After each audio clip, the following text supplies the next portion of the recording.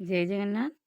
आज पढ़ा आमर भाषा शिक्षण मूल्यांकन क्वेश्चन आंसर डिस्कशन करवा।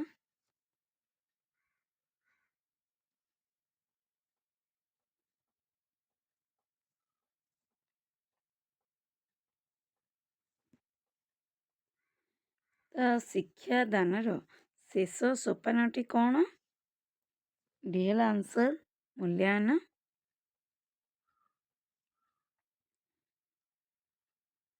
2 नंबर मूल्यांकन प्रधान लक्ष्य कौन? शिक्षार्थीर शिक्षण उपलब्धि जानिबा, शिक्षार्थीर शैक्षिक स्थान निर्णय, सी उपर श्रेणी को उत्तीर्ण, डी शिक्षार्थीर संतोष विधान। आंसर है कौन? ए शिक्षार्थीर शिक्षण उपलब्धि जानिबा।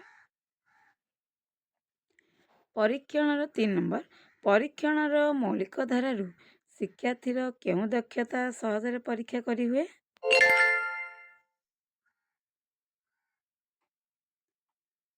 डी कथन श्रवण। आंसर है डी।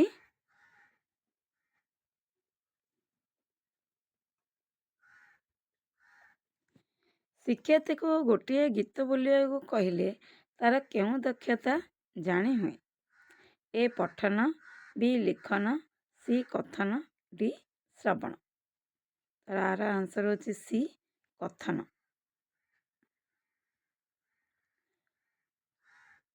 5 नंबर शिक्षार्थी को गोटे अनुच्छेद पढ़िया को कहले केउं दक्षता जानी हुए?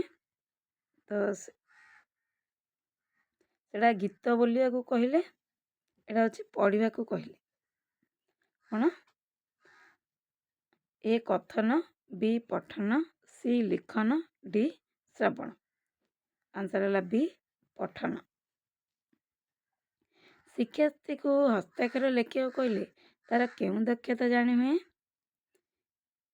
ए लिखन, बी श्रवण, सी पठन, डी कथन। ए होची लिखन। आंसर है ए। 7 नंबर गठनमूलक परीक्षारू शिक्षार्थीर केउं उपलब्धि जानी हुए? ए पठन, बी शिक्षण, सी कथन, डी श्रवण। आर आंसर होची बी शिक्षण।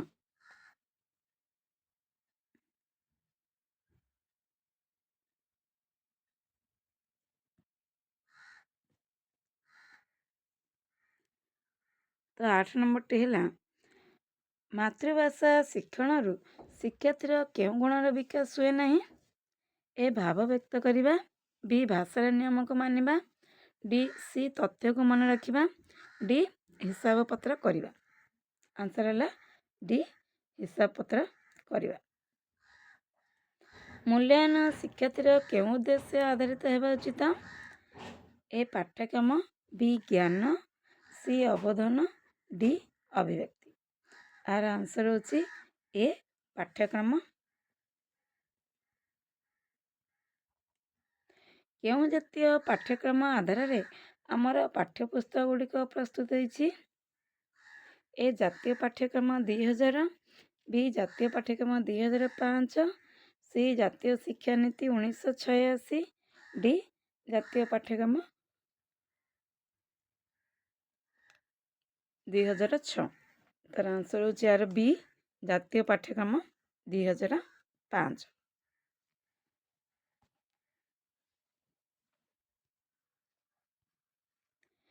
तो 11 नंबर मूल्यांकन शिक्षक निजर कौन आकलन करती? ए निजर सफलता, बी निजर विफलता, सी शिक्षार्थीर सफलता, डी शिक्षार्थीर विफलता। और आंसर होची सी शिक्षार्थीर सफलता। तो 12 नंबर साक्षात्कार बेले परीक्षार्थी माने डरी जाती, एथिपाई आमे किपरि सतर्क हेबा? बी पिला माननको नियमित मौखिक परीक्षा कराइबा। और आंसर है बी। गोटे प्रथम श्रेणी पिलार भाषा परीक्षण रे मौखिक उपरे शतकड़ा केते गुरुत्व रहे?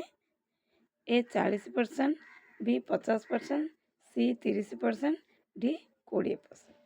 आर आंसर होची कौन बी 50%।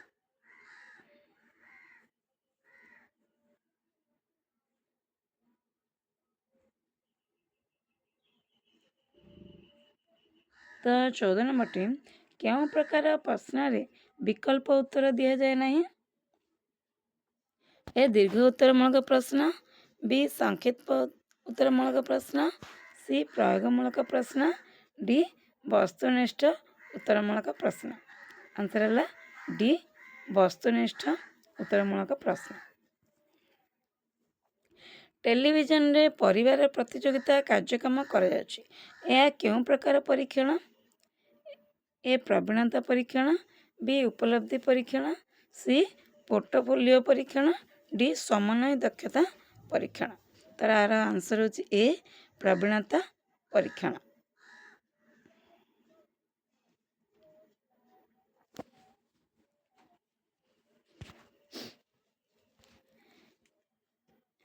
एकक परीक्षण कौन जानी हुए।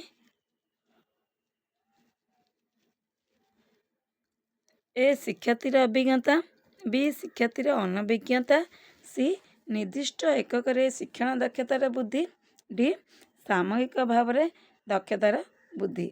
आंसर है सी निर्दिष्ट एकक शिक्षण दक्षतार वृद्धि। तो वर्ष मात्र 2टी परीक्षा न करी एकाधिक परीक्षा कले कौन लाभ हुए। ए खर्च कम न हुई अधिक हुए, बी समय अधिक नष्ट हुए, सी शिक्षार्थी उपरे मानसिक चाप कम हुए, डी शिक्षार्थीर पसंद मुताबक हुए।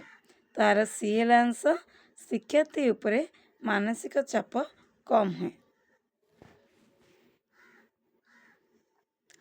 निम्नगामी जलस्रोत को कहीं अटकाई पारिबे नहीं। सरल भाषा बुझाई लेख। यह कि प्रकार प्रश्न। ए दीर्घ उत्तरमूलक, बी संक्षिप्त उत्तरमूलक, सी वस्तुनिष्ठ उत्तरमूलक, डी अति संक्षिप्त उत्तरमूलक। तार आंसर होची बी संक्षिप्त उत्तरमूलक। तो मेलक प्रश्न आम शिक्षार्थी क्यों दक्षता परीक्षा करिपरिबा। बी अवबोधन। आंसर है बी। अंशप्रोक्त शब्द को बाछी पृथक कर। यह कि प्रकार प्रश्न। ए वर्गीकरण, बी सत्यासत, सी उत्तर मनोनयन, डी मेलक। आर आंसर होची ए वर्गीकरण।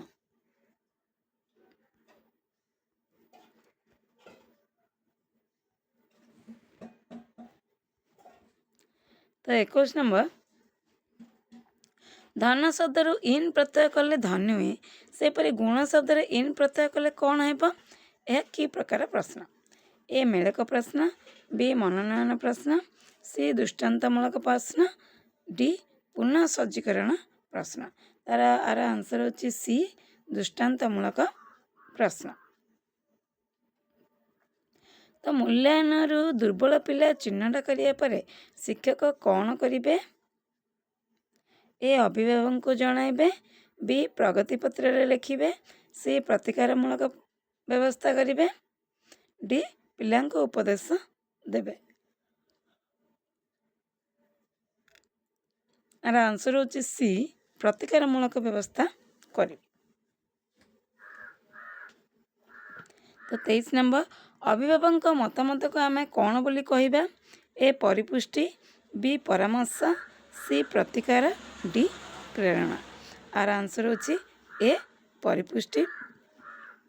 तो ये सरी जाइए आमर भाषा शिक्षण क्वेश्चन आंसर। तो आउ कि पढ़ा आ गोटे वीडियो रे। तो ये गोटे स्क्रीनशॉट नहीं जातु जोटा कि पढ़ारे क्वेश्चन आंसर सहज। धन्यवाद।